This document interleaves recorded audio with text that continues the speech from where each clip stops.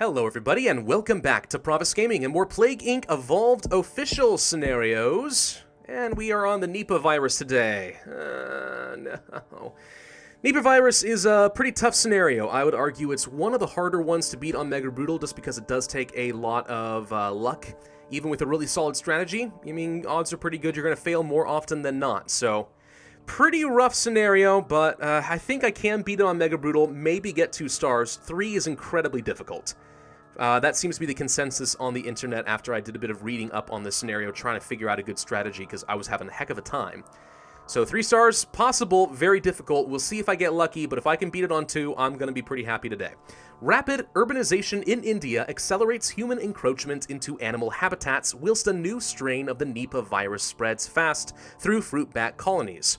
Genetic crossover with other species of the Nipah virus genus could enable enhanced cross-species transmission, resulting in a contagion worthy of Hollywood, which is hilarious because I'm pretty sure there was a movie called Contagion that is based on the Nipah virus, I think. Either way, a little bit of puns here and there, whatever. Could this be the most deadly Nipah virus ever, outbreak ever? Only if I get incredibly lucky, which I don't anticipate, but we'll see. We're going to start off with the ATP Boost as usual, because I really am more and more convinced that this is just necessary to get 3 stars on Mega Brutal. It's a high-risk, high-reward kind of scenario, but if you can get it, awesome. Darwinist, I think, is an absolute must for the Nipah virus, which is always scary because this is one of the reasons it takes so much luck, is mutation can work out really well for you, or it can completely screw you over, and you never really know which one it's going to be until it happens, so we're going to buckle down on mutation working for us. Again, high risk, high reward. That's kind of the only way I think we even have a chance of getting 3 stars, but more often than not, it's going to screw us over. Aquasite, Extremophile, I think those kind of go without saying. Transstasis will be very useful to me. We're not going to pick up very many symptoms at all. I'm going to let mutation take up most of that. You could go for the Pathostasis, but Transstasis will make the scenario faster and thereby increase your odds of getting 3 stars. So, again, that's going to be why I go for the Transstasis. Let's play this on Mega Brutal. We're going to call it Nipah. Please be kind to me game. Alright, welcome to the Nipah virus scenario. You are endemic in Indian fruit bat colonies, and a chance encounter infects patient 0. Zoonotic transmission is essential. Alright, before we pick that up, one of the strategies that I have learned is if you start off with the ATP Boost, go ahead and grab something. Anything that can get you some symptoms, increase your severity. It gives you a very slight chance of getting more DNA from that first red bubble that you pop. Now, in the case of the Nipah virus, we start off only with Bat, level 1, and we have access to Bat 2 and to Swine 1. Infect the pigs. Good in rural locations, bats are good in hot and humid climates. Both give some increased mutation chance. No matter what you do in this scenario, your transmission are going to force you to get a lot of mutation, which is why I'm doubling down on it, because I think it's just an unavoidable fact of this scenario. We have no symptoms to start off with, but if we grab Bat 2 and Swine 1, we unlock 6 new symptoms. I'm going to go ahead and grab Nausea. Pretty useful if we happen to get the Festival of Love. I'm not counting on it, but it would be nice. We also have access to Coughing and Dysphasia, Headache, Photophobia, and Drowsiness. And you're going to notice there's actually kind of a pattern in how these are separated. On the left, you have more respiratory-focused symptoms, and on the right, you have more neurological. And that's actually enhanced if you go to the abilities tree. We start off with Nipah virus, and that can lead into respiratory shift, which unlocks new symptoms on the left, and encephalitic, I think is how you pronounce that, neurological symptoms here on the right. We're going to ultimately need both. We also have Hendra traits, which increases the number of transmission options we have. It unlocks horses, and when we get down to this next one, that will unlock fomites, air, water, and all the sorts of stuff that we absolutely need. So we're going to go down this fairly early on, I suspect, but for now, let's worry about the transmission. Grab that red bubble. We did not get an extra DNA point. That's unfortunate. Let's see what happens. Now, starting off in India is a pretty good starting location. It's rural, humid, and hot, which is actually really good for us because you'll find that in the Nipah virus, all the transmissions are actually focused to be really good in India in the early game. Bats and swine, so hot, humid, and rural. I mean, that you can't go wrong. It is designed to make you spread very rapidly in your host nation, which is a good strategy in general. You know, that's usually how you want to play. So I guess in the Nipah virus, you just can't go wrong. Alright, so we have our Dysphasia to start off with. That should be okay. Let's see. Difficulty swallowing causes occasional coughing when eating. Slight increase in infectivity. The more infectivity I get in the beginning, probably the better. I want to go under the radar as long as the game will allow. But there are a few select symptoms that we're going to really want pretty early on, and I'll show you those when we get to them.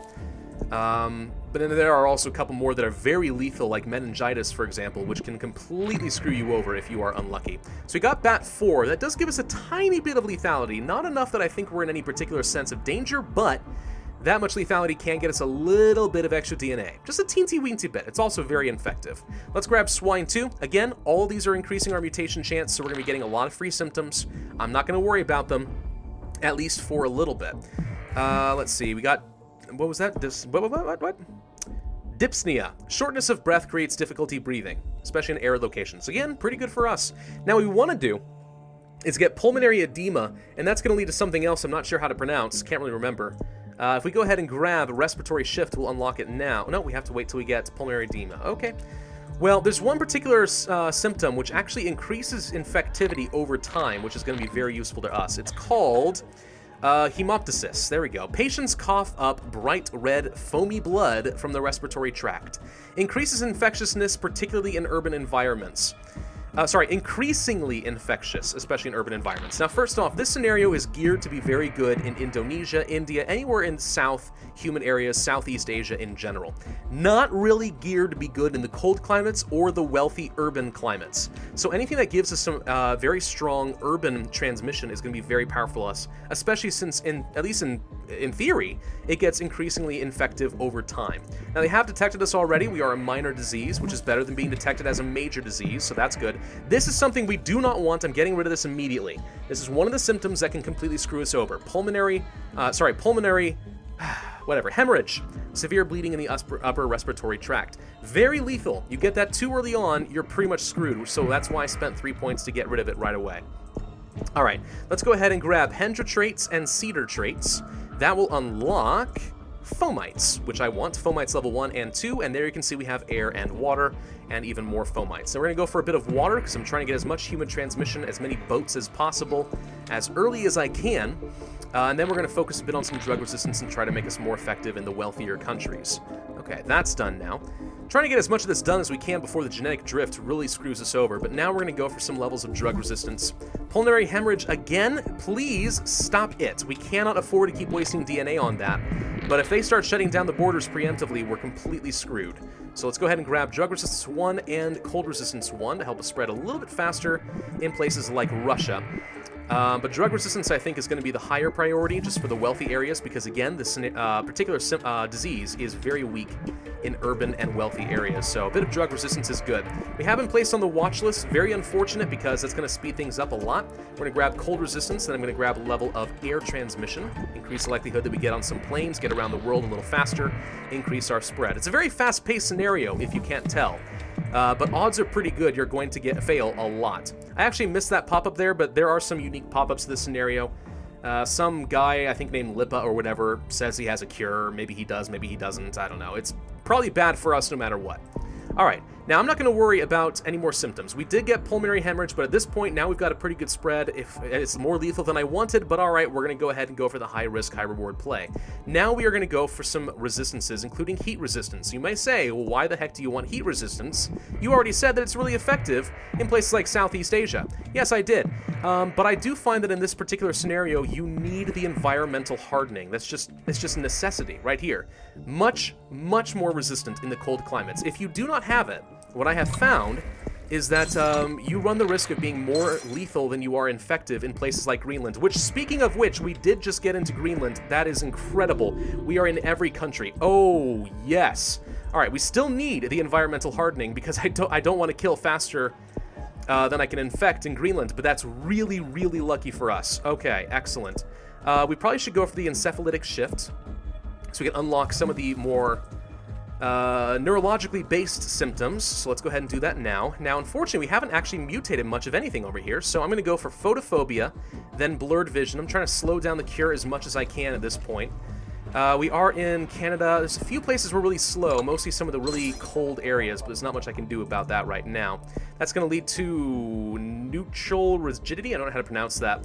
Minor muscle spasms. Don't really care about that. I'd rather go for hallucinations, slightly harder to cure. We did get pulmonary hypertension, which is pretty good for some lethality. So a little bit of lethality is good for us right now. Try to slow down the cure. Now, at this point, I think we've already lost our chances of getting 3 stars. You need to not only beat this very rapidly, but you also need to have very little cure progress. I'm talking like 50% or less. Now, it's not impossible. I mean, we could still try to beat this. First off, how's our spread in... Okay, I'm a little worried about Canada, but if we go for... You know, if we do go for some genetic reshuffles, we might be able to try and save our chances. I can either go for more lethality, or to kind of win the scenario faster, or I can go for some genetic reshuffles. I think at this stage in the game, I go for more lethality. Encephalitis, very effective. We're going to generate as much DNA as possible right now. Please don't over-infect in Canada. Or overkill in Canada. That would be very bad. Save up whatever points we can. Go for his genetic reshuffle. I don't think it's going to be enough to get us... Yeah, okay. No infected people left in the world. We're down to 60% cure progress. That's all we're going to get. So I don't think this is going to be 3 stars. I think this is going to be a 2-star victory. It was pretty quick, all in all. We actually managed to beat it within about a year. And we did get memory loss, actually, which is amazing. Memory loss, which is where are you? Here you are. Neuritic plaques, sorry, not plagues, deposited on gray matter significantly impact memory and learning. So that effectively just made them lose a bit of research. It's not quite down to the 55% mark, but it might be enough. I don't know, actually, we might get lucky here. We beat it within a year. No, 2 stars. Dang! Oh, we got it in less than a year, but we had just slightly too much cure progress. I think you need to have 65,000 points in order to get Mega Brutal 3 stars here, so... Oh, that sucks, but we did get it. I mean, that wasn't too bad. Actually, we got kind of lucky in a few places there.